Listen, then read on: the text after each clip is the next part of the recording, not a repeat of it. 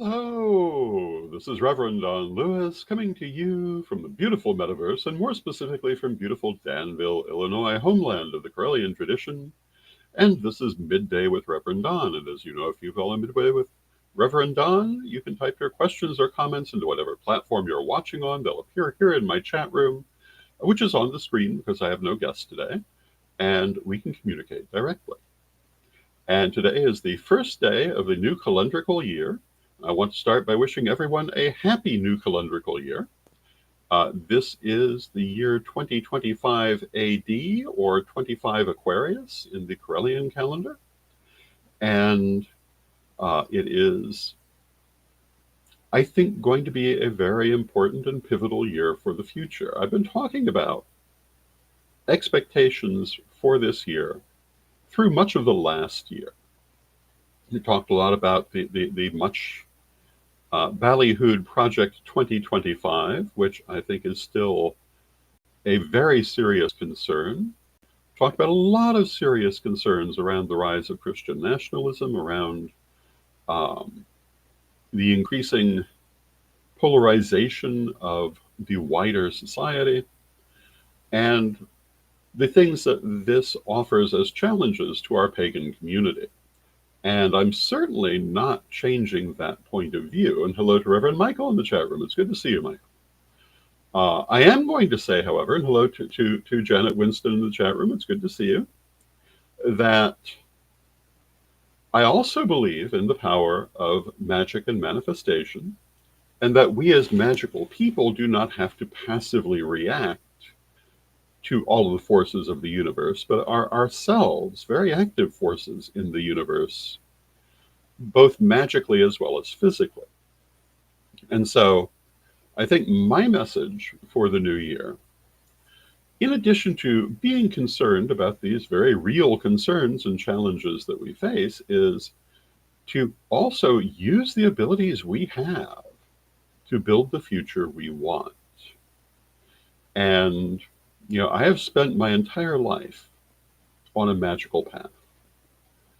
The earliest things I remember in life are around the subject of magic and psychism and spirituality.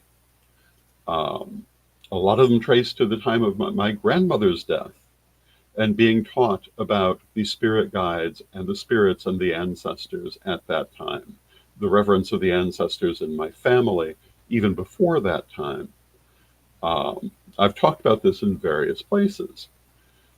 From a very early age, I was trained in these arts, and I've trained many hundreds of people in them myself. And hello to Arlene in the chat room. It's good to see you, Arlene. So obviously, when I look at a challenging situation, I do not forget the magical skills that I have spent so many years learning to perfect and so many years teaching to others, and you should not either. So when we look at some of the political developments in the world, not just in the United States, but in the world, they're very concerning.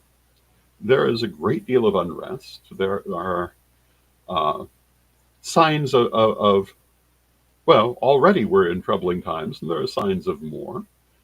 We see political movements that are not necessarily friendly to us rising in power. We see political movements in some parts of the world that are not friendly to anyone, in my opinion, rising in power. What do we do with that? Well, we're magical people. We're spiritual people. We want to stand up and organize for the things that we wish to see in the world in a physical sense, but we also want to work magically and spiritually for these things. And hello to Alan Salmi in the chat room. It's good to see you, Alan. And the one thing we don't want to do in this or any other situation in life as magical people is just be a passive receptor. One of the things I've always objected to in the so-called book religions, the Abrahamic religions, is that so many of them so often come down to the idea that life is about accepting whatever you're given and running with it, and never trying to create what you want, that you must I'll always simply accept the will of whichever deity that particular book religion is talking about. And I was taught that we affect the universe ourselves. So when I talk about concerns for Project 2025, which I think are very serious and very real, I also talk about how we can use our magical abilities to counter this. And hello to Unique One in the chat room. For many years now, we've been having the Corellian Peace Campaign, which I started back, well, now 10 years ago in 2015. And I started it on the premise that there were people very actively promoting energies of hate and division in the world, both metaphysically and politically, and that we needed to make a metaphysical response to this to advance the energies of love and peace. Pardon me. And I feel that this is just as important now as it ever was before. And that merely because we realize someone is promoting energies that we are not in sympathy with and do not wish to see progress does not mean we go hide under our beds. Rather, we use the skills we have to build the world we want. That really is my constant message, I hope. It's the message I hope that I'm giving you. All of these metaphysical skills that we teach, all the skills that I have taught all these years, are meant for that purpose. It's not just to help you to align to what's already there, but also to help you to influence it, to create something better. One of the things I really argue against are those people who, every time Mercury goes retrograde, act like they need to go hide under their beds. This is a common thing to see, but is a total misunderstanding of the situation and not the right response at all. For one thing, it's attributing to Mercury retrograde many things that are not actually connected to that astrological aspect, that astrological happening, but it also is not the correct response to it. Mercury retrograde, like many other, quote, negative astrological happenings, is to draw your attention to what needs to be dealt with, not to make you hide from it. If something goes wrong for you during a Mercury retrograde or a Saturn return or whatever might be going on, you're not supposed to run and hide from that. You're supposed to address that and make it better. That's why it's being brought to your attention. It's actually a positive thing. I've talked before about how physical pain is actually a positive thing because it tells you something is wrong in your body that you would not otherwise know. There are people who don't have the ability to feel physical pain. They have all kinds of physical problems that happen to them that they have to keep a very careful eye on because they won't feel them. Having pain, though not pleasant, is very important for us. It's very positive. This is true of things in our lives that might not be what we want to be happening, but they're there to call our attention to what needs to be fixed. And when we talk about things like Project 2025, the rise of Christian nationalism, etc., it's calling our attention to what needs to be fixed in our society and around the world. And our only correct response to this is defense against any harm toward ourselves, and defense is totally appropriate, and also to address those issues and change them for the better. How to do that is something that certainly requires contemplation. But do we do that? Should we do that? Absolutely. Anything that is causing pain is calling our attention to fix it. There are a lot of things in the world that need fixing, and there always will be because that's part of life. But as we start this year, and I want to respond to everyone in the chat room who's saying Happy New Year. Happy New Year to you. We want to not just wish Happy New Year to everyone, we want to make it a Happy New Year. And we are spiritual people with spiritual tools to help us to do that. And we must use them. We must manifest the things we want to see. We must, in the immortal words of Gandhi, be the change we want to see. We cannot wait for it to happen otherwise. We cannot assume it will happen otherwise. We need to do it. And if we don't, we can't really complain. Now, as we try to address these things, as we try to make that better world we want to see, are we guaranteed of success? No, of course we're not. But we're guaranteed of failure if we don't try. And there's a saying that if you aim for the moon, at least you're likely to end up among the stars. And focusing on what you truly wish to bring to pass is always wise, because at least you're going to get closer to it. One of the things that's been brought up to me about the Corellian Peace Campaign, and every 15th day of the month, Corellians around the world pray for peace. And one of the things that was brought up from the very start is, we're not going to have perfect peace, and we're certainly not going to have it overnight or simply through prayer and manifestation. And of course we're not. Nobody thought we would. But we can have more. We can improve situations simply by focusing our own lives in that direction. We bring some more peace into the world. And by having a large movement of people focused in that direction, we bring more peace into the world just in that way. Add to that the energetic effect of the working, and I believe it has made a difference. Now, did it stop all of those negative forces? No. Did it slow them? I think it might have. I'd like to think it did. I would like to think that without all of that energy for peace, we'd have a lot less of it. And would we like to have more? Of course we would. But because we can't have perfection, does that mean we do nothing? Not if we have any sense at all. And hello to Zane in the chat room, and hello to Black Crystal in the chat room. It's good to see you.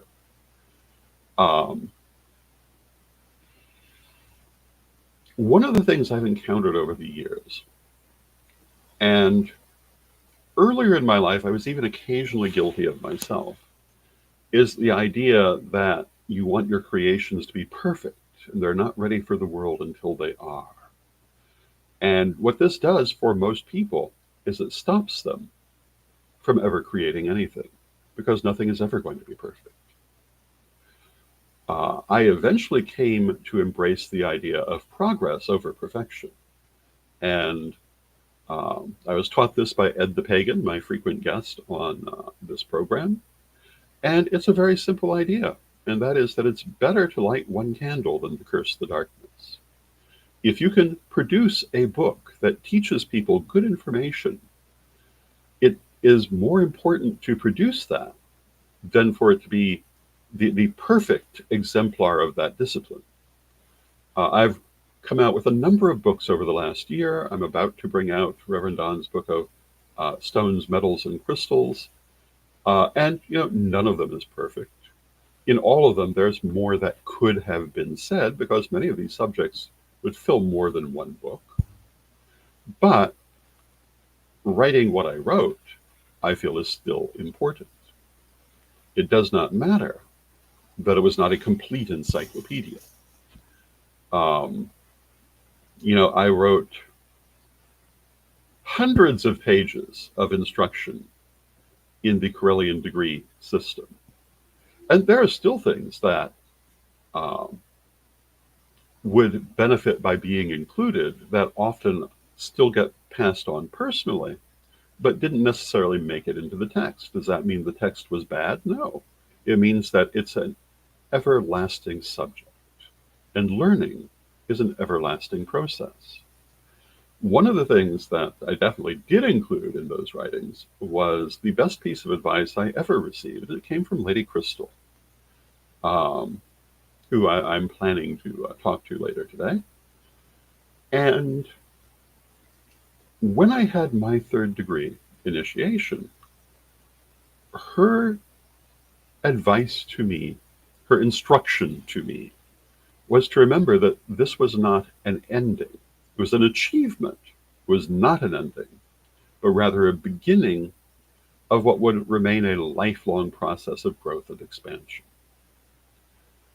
There might not be a higher degree to be earned as such, um, but there is still always more knowledge to be had, more understanding to be had. And even today, I'm still learning, I'm still growing, and you will be too, no matter how long you go. When you stop learning and growing, there's no longer a point to be in this world. You never come to the point that you've finished that process. And this is true when we confront the challenges in our lives. Also, they're also about learning and growing and seeing what works and seeing what doesn't, and seeing what we actually stand for, what matters to us as we move forward. And so, as I look at year 25 Aquarius, I see a lot of challenges, and I've spent much of year 24 talking about those challenges, and I will probably be talking about them a lot more. But I also have to say, those challenges are opportunities to address these problems. Do we have all of the tools and skills that we need to do that? Well, I hope so. I think there are a lot of things we could have had that we did not develop, but we are here where we are. And I have to believe that we can find what we need to build the better world we want to see. And that not trying to do that is not an acceptable option. Your mileage may vary. What you choose to do going forward into this year may vary, but for myself, I plan to do what I have done, which is stand for those things that I believe in, continue to teach the knowledge that I have, to pursue the knowledge that I desire, and to try to create more spiritually empowered people in the world, a more spiritually empowered society, and a world of greater justice for people. And is that going to be perfect? Well, no. It will never be perfect in my lifetime. We couldn't possibly get to anything that we would call perfection from here, but we can get better. Um, I am a bit appalled by how much still needs to be done. Um, because, through much of my life, I felt that we were moving forward um, on issues that we obviously made less progress with than I thought, of racial equality and gender equality and so forth. But I think we're better off to see that we had made less progress than we thought so that we can continue that fight than to have it festering under the surface. And I think that's kind of what we're going through. And it stands to reason, in fact, years ago I wrote about this with the turning of the age, that the bad aspects of the old age must be dealt with if they are not to be carried forward into the new age. And that's where I think we are. I think that all across the board, we're dealing with various bad aspects of the old age that we must find ways to deal with, and hopefully positive ways. Um,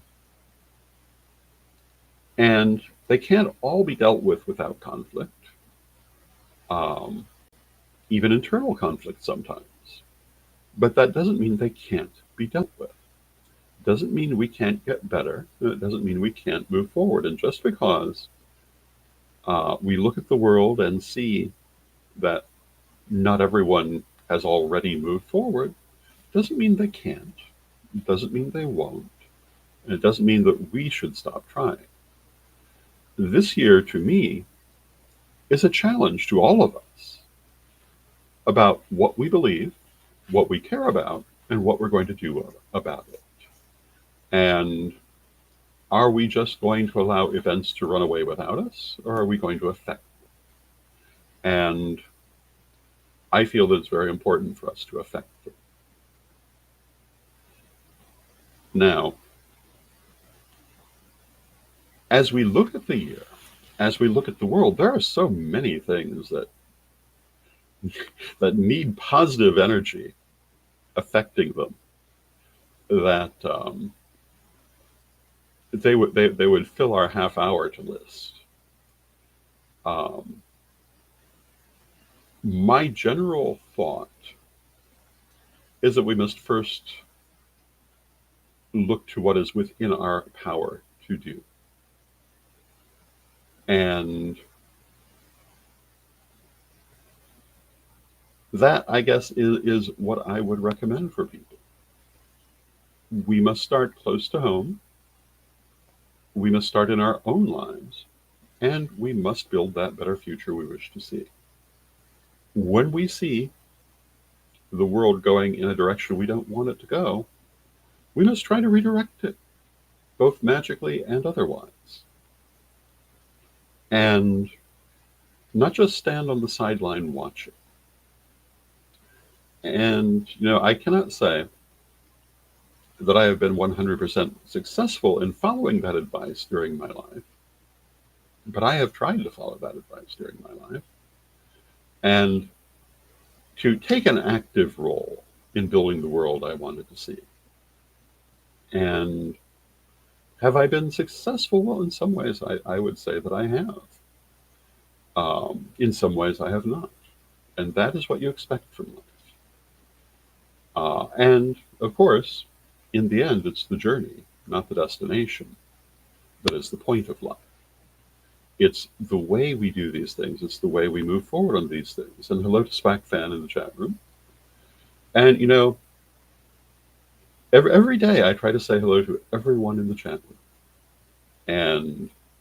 And sometimes when I have a guest, that will tend to interrupt our discussions a little bit, but I think it's still very important to do. To acknowledge that we are coming together at this time, that we are all in communication, that I see you, even as you are seeing me.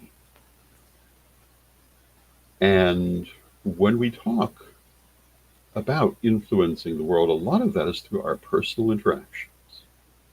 A lot of that is by seeing each other, by caring about each other, by trying to move each other forward.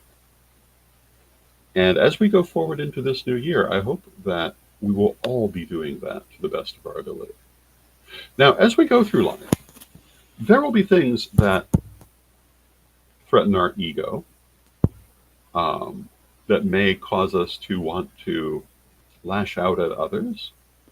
And, this is a human reaction, but it's not productive and it's not positive. Rather, we should take the time to look at why we feel challenged by situations and whether it's really a challenge at all.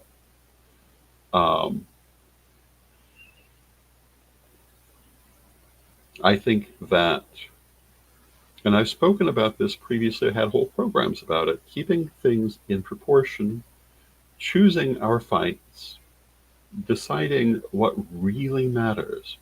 These are things that are going to be very important for us in this coming year and are always important in life. So many people waste their energy in minor fights that have no purpose in their lives, where victory brings them nothing meaningful and loss means them only emotional heartache, and which they'd be better off to simply let pass, while other more important things don't get their attention. And this is often used as a way to manipulate society. Now, I'm not the first person who would point out that a lot of social forces are dedicated to keeping people in a state of division and in a state of constant fighting with one another, so that those forces can go forward with their own agendas and not have to worry about people's reactions because they're busy fighting each other. The pagan community has often had that same situation. It's one of the reasons the witch wars are so destructive to our community, because they sapped the energy of the community, which could have been put into far more positive things, into what were basically personal arguments, personal silliness for the most part. And not to say there were not occasions when there were actual important issues, but they usually didn't get a lot of attention. It was minor disagreements and personality differences that usually were at the center of the witch wars, or political ambitions. But the actual political needs and ambitions of our community suffered because of this, because no one had the time or the energy to place towards them. I've been saying for months now, really for years now, that we should have been preparing for the rise of Christian nationalism, Christian dominionism for decades, because we've known it was there. They made no secret of their intentions. And for the most part, our people simply ignored it. We're now at a point that I don't think we're going to be able to ignore it. We'll see what happens with it, but ignore it is not something we're really going to be able to do.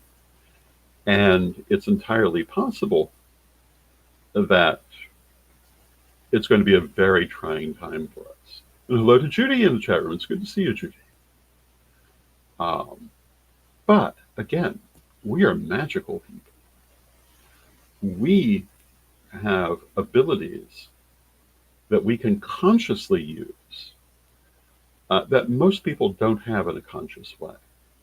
And we need to use these to build that future that we want to see, to make that happy new year that we want to see, whether in our personal lives or in the wider world. And so my message to you today is not only Happy New Year for year 25, but make it a Happy New Year. Don't just take what the universe sends you. Create what you desire. That's what magic is all about. And use your connection to spirit. Use your soul's ability to create a positive world for yourself and, insofar as possible, for everyone else. And if we all do that, it will certainly be a happier new year. And with that, I want to take a moment for a message from our sponsors. And here we go.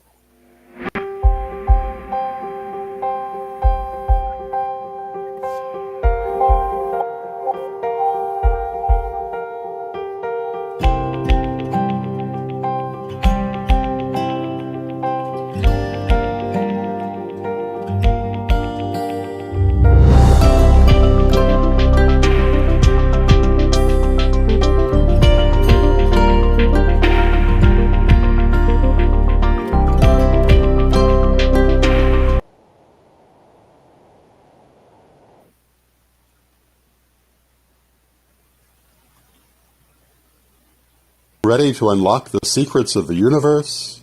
Join me, Reverend Don Lewis, for my metaphysical and magic auctions at Gaia Thrift at whatnot.com.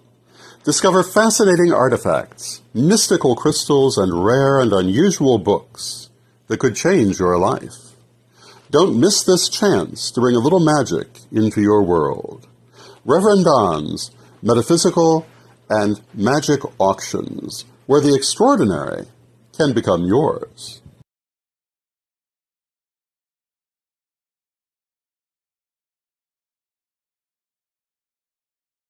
Ready to unlock the secrets of the universe? Join me, Reverend Don Lewis, for my metaphysical and magic auctions at And there we are.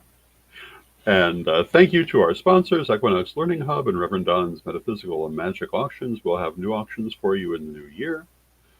Meantime, if you're interested in our charged water from the Black Moon, we are offering uh, bottles of charged water from the ancestral altar here in Danville um, that were blessed during the Black Moon. If you're interested, you can DM me or send me an email at donlewishp@aol.com and we can set that up for you. We're offering them for $10 a piece to pay for the bottle and the shipping. Um, and you can use those in all the ways that you'd use charged water, but particularly for manifestation and defensive magic, given the nature of this particular Black Moon. And Judy says, the universe has blessed us abundantly. We got custody of our 3-year-old granddaughter today. Well, congratulations, Judy. That's a wonderful thing to happen on the first day of the new year. I'm a great believer in the idea that the things that you do on the first day of the new year influence what you'll be doing through the year. So I'm very happy to be coming to you today, and we'll be coming to you throughout the year. And I'm looking forward to a wonderful year. I hope you are too. And again, let us not just look forward to a wonderful year, but let us make that wonderful year. Let us create that wonderful year. And let us not accept anything but a wonderful year, because we are magical people and we do influence the world we live in. With that, I want to thank you for joining me today. I'll be back again tomorrow, and let us close with our prayer as we always do. Divine Mother Goddess, Divine Father God, beloved ancestors, we thank you for all that you do for us in our lives. To my beloved ancestor, the Lady Gloria, I want to wish you a happy birthday on this, the anniversary of your earthly birth. And to the divine powers and the ancestors, in general, I ask you to help us to manifest the future we wish to see, to create the happy new year we desire, and to have positive and beneficial experiences during this time. Help us to defend against any challenges and overcome any obstacles in our path to the better future we hope for. Beloved Mother Goddess, beloved Father God, beloved ancestors, we thank you with great love, and knowing you are always with us from respect, we thank you for your presence, and may you be blessed now and always. May you be blessed now and always, and I will see you again